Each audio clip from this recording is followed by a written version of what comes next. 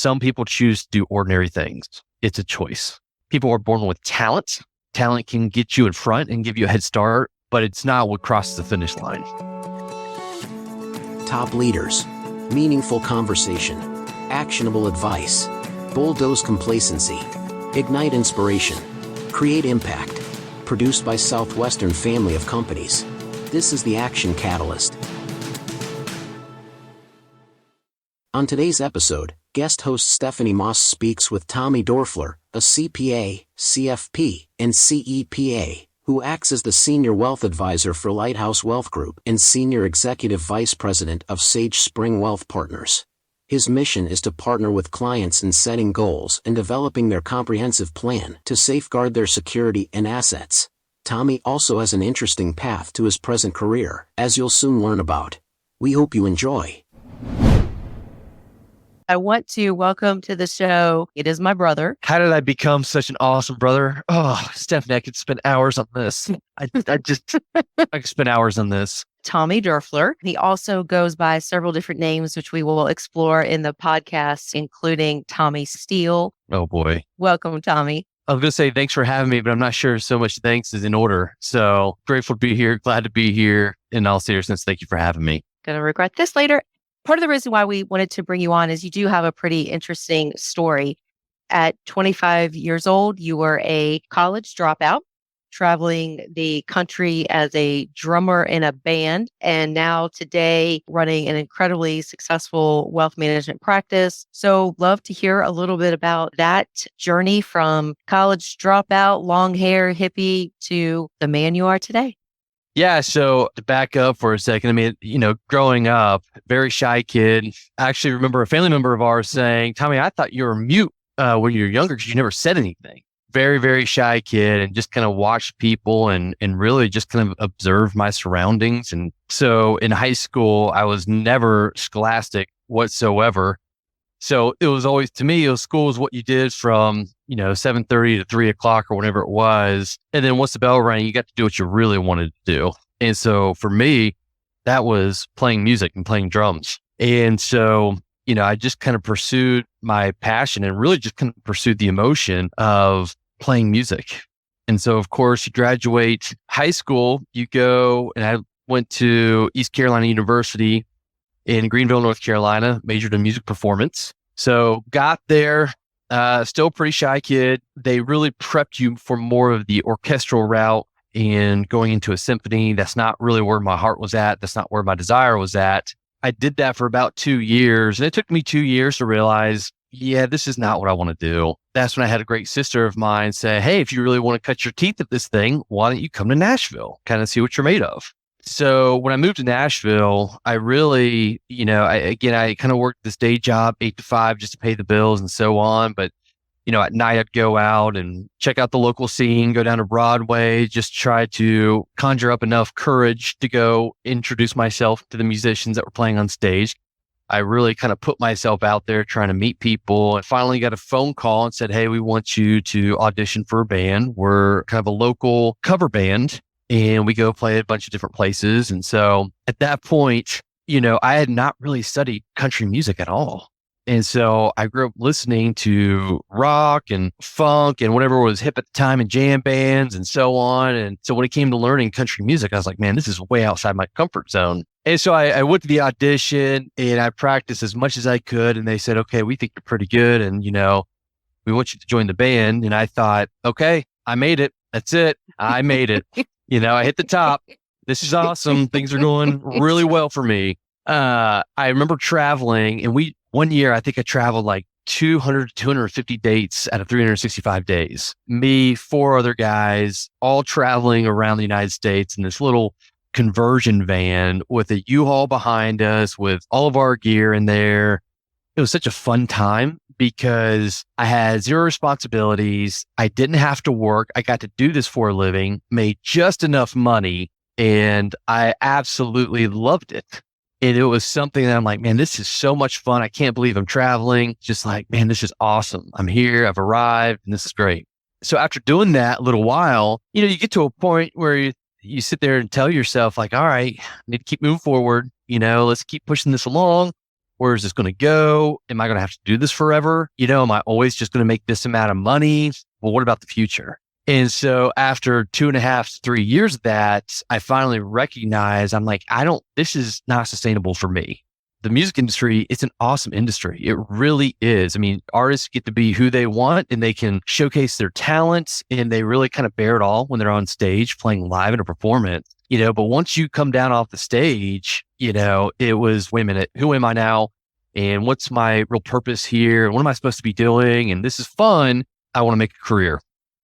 So I had no idea if I'm not going to do this, I have no skill set. I have no resume. I just had nothing to show that I was marketable as far as an employee. So fast forward, I go re-enroll back at Middle Tennessee State University here in Murfreesboro, Tennessee, major in finance, take my first accounting class. And I remember walking out of the class and I was just one of those very weird and odd students that thought to themselves, I get this. This is kind of cool. Where everybody else walked out like, oh my gosh, are you kidding me? This is horrible. This is dry. And so I was like, I was sitting there, no, this is cool. This is cool. And they're like, I don't think you know what cool is, man. So this is your idea of cool. You're off base. And so when I started wrapping up school, that's where I was introduced to somebody who started their own investment firm. And he's like, hey, I could always use some help around the office if you want to come in and I'll even pay you a little bit of money. And I thought, well, that's kind of a win-win. So I started working for him and I was just kind of a fly in the wall and listening to the conversations he had with his clients and thought, man, this is the coolest thing in the world. He's basically taking what I'm learning in all these classes and sharing it with other people that don't have an interest or passion in this. Wait a minute, this is kind of cool. I want to keep learning this and then I want to help other people understand these things so they can know what the right thing to do is.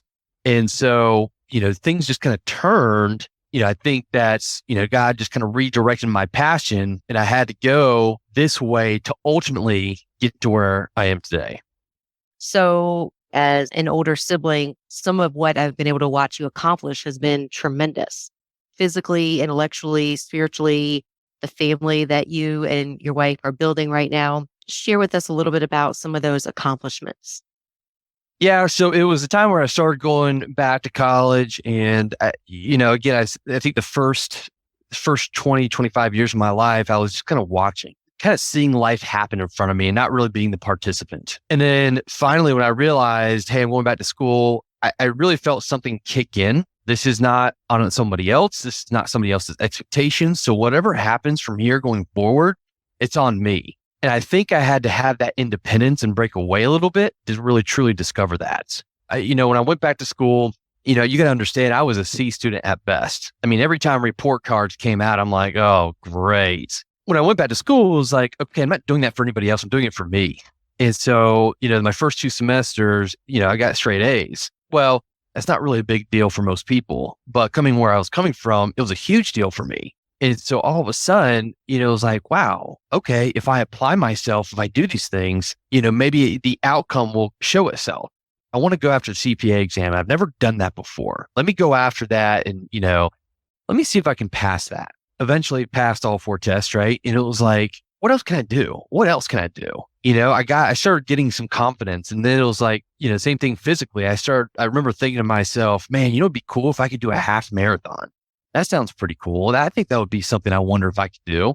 Trained for it, studied about it, and then did it. I didn't score great. I didn't have the best time by any means, but it was just something that I felt like, wow, I accomplished. Then it was like, let me do another one. Let me do another one. Let me do another one. Okay, let me do a full marathon. Let me see if I can do that. Then it was, okay, I want to do some of these endurance events. There's a 12-hour long endurance event. Let me see if I can do that. Okay, let me try another one. Let me try a 24-hour endurance event. Now, let me see if I can do a 50-hour. No sleep, brutal. And every time my limiting beliefs shrank and my confidence grew.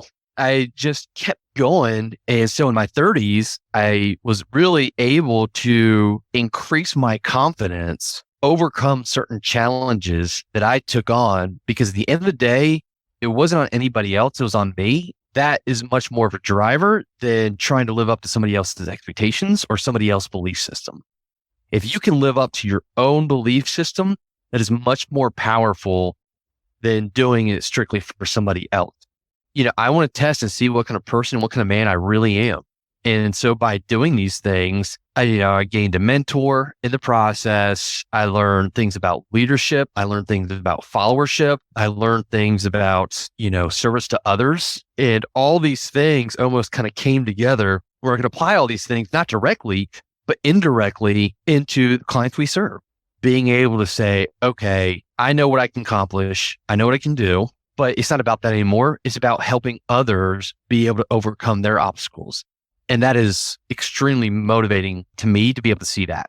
So a big part of that is being able to share. We've talked about this before, being able to share what you've learned in the process of figuring out who you were, what you were capable of. So share with us a little bit about some of the things you've learned in this journey so far.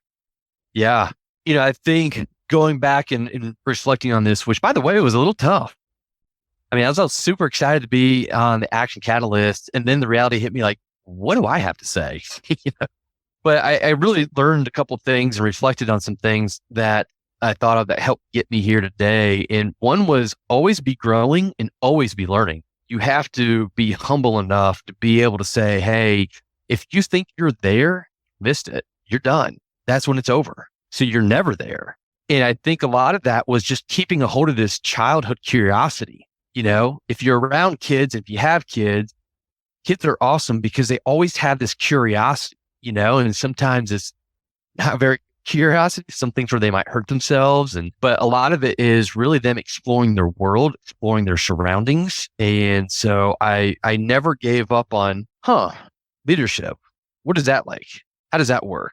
How do you become a good leader? Followership. What does that really mean? How does that work? Okay. What does it mean to be a good husband, a good father? And I just naturally, learned that, hey, I never want to lose that childhood curiosity. Something else I learned along the way was have a mentor. A mentor is different than a father. A mentor is different from a cheerleader. A mentor is different from a teacher. A mentor to me was somebody who said, I'm not going to tell you all the things you want to hear. I'm going to tell you the things you need to hear, but not because I'm a dictator, not because of anything other than because I care about you and I want you to grow and I want you to keep learning. Always believe in yourself, right? And we've all heard that before, but if you don't believe in yourself, why should anybody else believe in you? And that was really profound to me because I was like, wow, it takes away hey, it doesn't matter what other people think about you. It doesn't matter what other people say about you. It's a matter of you believing in yourself and proving naysayers wrong. And the other thing I think I've learned is ordinary people can really do extraordinary things. I really do believe that. And people tend to put people on a pedestal, and I don't like that because at the end of the day, we're all ordinary people, but some people choose to do ordinary things. And a lot of times it's a choice. And how far you take that is up to you. And so I don't believe that people were born with a better ability than others. I mean, I think people are born with talent. Talent can get you in front and give you a head start, but it's not what crosses the finish line. Do you think, and I'm going to come back to a childhood memory here, do you think that initial belief in yourself started when mom and dad bought you new tennis shoes and you would run down the kitchen hallway and try and jump to touch the top of the doorway? I mean, you practiced that for hours and years, in fact. I like to think that it contributed. Yeah, I do. Talk to me about some of the things you've learned from a leadership perspective. Obviously, you run a business now. What makes a good leader? How do you become a good leader? Talk to us a little bit about some of the leadership traits you've learned through the years. Well, I think the first trait is what I had to learn the hard way, which is through failure. One of the things I think I've recognized is to be a good leader, you got to be a good follower. I'm very decisive. I'm very take charge. Let's do this. Let's stay focused. Not somebody who says, hey, let's just sit here and talk about how we're feeling in the moment, and that's not naturally my inclination. And so when I was in a followership position, I was constantly pushing the envelope. I was constantly, let's do this, let's do this, let's do this. And I think my partner had to say, slow down, man. Be patient. Your time will come. And I think even in a team meeting, everybody said, Tommy, you just need to relax a little bit. And I'm like, relax. We've got too much stuff to do. Let's go. And I get it now because I had to learn those things because now as a leader, I know what's going through the minds of a follower. You know what I mean? I know You got to be able to relate. You got to be able to have empathy. You've got to be able to understand where their followers are coming from. And unless you put yourself in that position, it's too easy to become a dictator. I think it's called wisdom. You live life forward, you understand it backwards. And now I know what my business partner was basically telling me is like, you got to slow down. You got to be comfortable being a follower, because when you switch over, and you will at some point, to being a leader, you better remember how that is, because if you don't, there is a chance that you might become this dictator because you're not relating to your people enough. That was something I had to learn the hard way. The other thing I think is, core values. I think you have to hire and fire around core values, and especially in our world, we have a lot of designations, a lot of licenses you can get that kind of prove on what you know.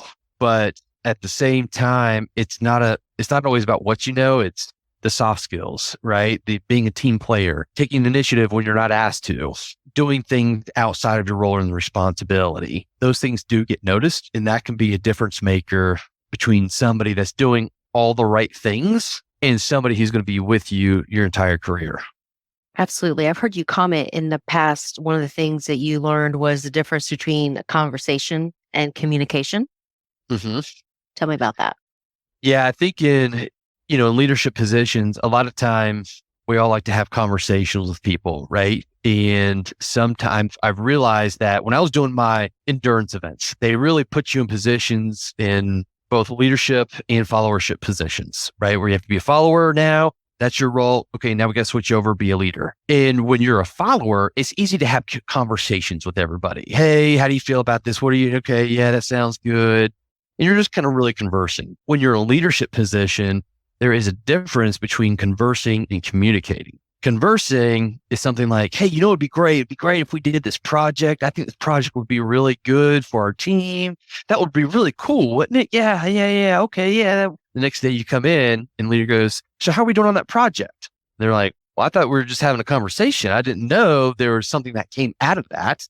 We were just talking about how cool it'd be or what that would look like or so on. And what I've realized is when you are communicating what the initiative is, what the project is, what the goal is in your organization, you have to be very clear in communication. Here's the goal. Here is the goal. We are trying to do X, Y, and Z. This is the time frame this needs to be done by, if possible. Here are your resources to help you to get this done by this date. Here are the people you need to talk to. Don't worry about these people over here. What questions do you have? And is there anything you need from me to be able to execute? That is communication.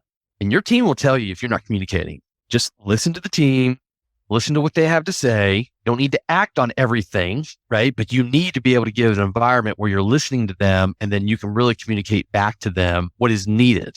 Because that's the difference between a leadership is saying, I've got to get everybody rowing in the same direction, and I know where we're going. The follower position is, tell me how fast I need to row, and then let me go do it, right? So I have a couple more questions I want to ask, and they revolve around a couple of themes I've picked up from you, which I think are really interesting. One is the term passion. So you talked about, hey, in high school, you certainly didn't start off on this track that you're on now, but you did set out to follow your passion, which at the time was music. Then when you felt like, hey, that's kind of run its course from being a full-time to a hobby status, you were able to find something else that was your passion. The other theme that I heard quite a bit was this idea of you getting out of your comfort zone. You've followed your passions. You've pushed your own self out of a comfort zone. So 2 questions. What else can you do? What's next for you? Great question. I want to continue taking risks. Now, I think in my 30s, it was more of like, okay, the physical part, right? Like the endurance events and, a lot of that was wrapped around more the physical side of things, but taking risks in business. Now, what I mean by that is calculated risks, right? You don't want to be reckless. You don't want to be a reckless person, but the only way to continuously grow is to get outside your comfort zone, or what we call in business, take risk, right? Not knowing what's going to happen and taking that step further. What that looks like, I don't know. I think that'll be yet to be seen. And the other thing is, we have a 3.5, almost a 4-year-old at the house. The biggest thing there is trying to raise her in a very complex world right now and making sure that she understands what good values are. So I think what it looks like from here is just continue to grow. And if I ever stop one day growing or not taking risks, then I need to move out of the way for somebody else to do that. Who inspires you?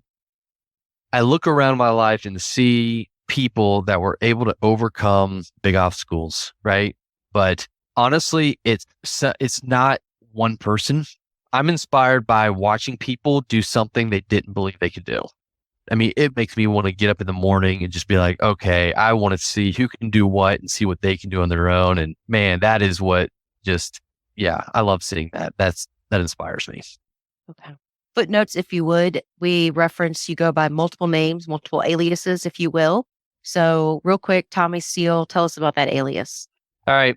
I was a drummer in this band that I talked about earlier. And one of the first times I played the gig with them, the lead singer, was doing introductions to all the band members, right? And on my snare drum there, it's a steel snare drum, so it says steel. Well, as you know, my last name is Doerfler. That's not really easy to pronounce when you're on stage and saying, hey, Tommy Doerfler, So he turned around and all he saw was that steel on the drum. And so he said, introducing Tommy Steele. So that was kind of my stage name, I guess.